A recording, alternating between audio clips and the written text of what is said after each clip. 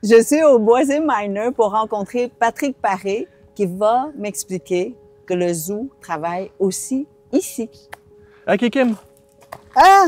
Bien. C'est ça que tu voulais qu'on aille voir, là? Oui, on s'en va faire l'inventaire de couleuvres, mais il y en a une ici. Ben oui. Oh mon Dieu. On va en trouver d'autres, des pas mal plus grosses que ça tout à l'heure, là. Tu vas voir, là, on a installé des pièges à couleuvres. Tu peux compter le nombre de couleuvres. Compter le nombre de couleuvres, identifier les espèces de couleuvres et même mesurer, voir si c'est des adultes ou des juvéniles. Les bardeaux deviennent très, très chauds et sous les bardeaux, il peut y avoir des couleuvres. Fait que ce qu'on va faire, nous, c'est qu'on va lever le bardeau par là, assez rapidement. Et si on voit des couleuvres, on les attrape. On les attrape. Il y en a pas! Ça, on appelle ça une station. On a une quinzaine de stations ici dans la friche d'installer. Fait qu'il y a des stations où il n'y aura rien, comme en ce moment. Il y a des stations où on trouvera des couleuvres. Des fois, on peut trouver jusqu'à 4-5 couleuvres en même temps. C'est là, c'est là, OK. c'est là. Il y en a une. Ah, deux! Vas-y, vas-y, vas-y! Ah! OK! Elle est partie la sienne? Bon, ben, gars. Désolée, je l'ai pas, je sais pas comment attraper ça. Fait que tu vois, ça, c'est une belle petite juvénile. Ça, c'est la rayée, là. Ah, ben là, t'es bonne, vraiment. Je te félicite. Là, ici, on vient faire les inventaires de couleuvres pour savoir quelles sont les espèces de couleuvres, quelles sont les autres espèces de la faune également qui habitent. On a des partenaires qui viennent faire avec nous le travail au niveau floristique, au niveau de la flore. Et là, après ça, on peut établir un plan de conservation puis mener des actions concrètes de protection. On travaille sur tout ce qui est herpétofaune. Ça veut dire tout ce qui est amphibien et reptile.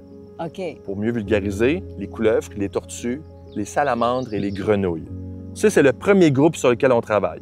Le deuxième groupe, ce sont les chauves-souris. Il y a 8 espèces de chauves-souris au Québec. Elles sont toutes menacées pour différentes raisons, dont la perte d'habitat et la perte d'insectes. Pourquoi les chauves-souris, c'est important? Les chauves-souris sont importantes, entre autres, parce que ce sont des insecticides naturels. Au Québec, ce sont toutes des espèces insectivores. Alors, si on détruit leur habitat, puis on met trop de pesticides, par exemple, dans nos propriétés, dans les champs, on détruit les insectes, on détruit leur proie, on défait la chaîne alimentaire, et les chauves-souris, donc, sont menacées à ce moment-là.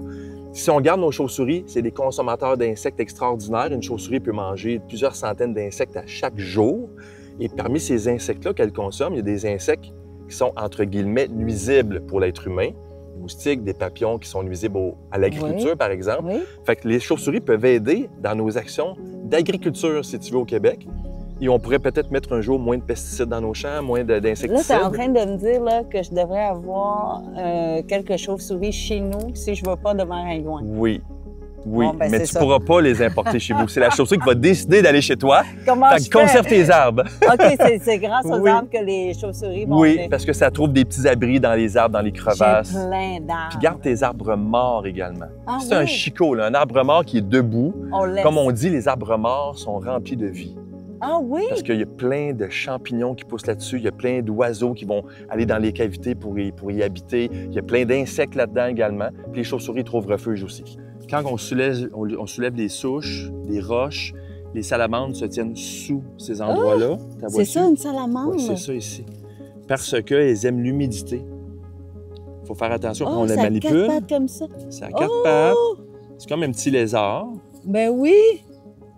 Et ça devient plus gros ou c'est... Cette salamandre-là est pas mal à sa taille adulte en ce moment. C'est une salamandre cendrée. C'est une salamandre qui est très commune au Québec, puis c'est commun au Boisé Minor également. Puis ça, c'est la proie de notre petite couleuvre de tantôt. Tu vois, on va laisser aller, regardez là.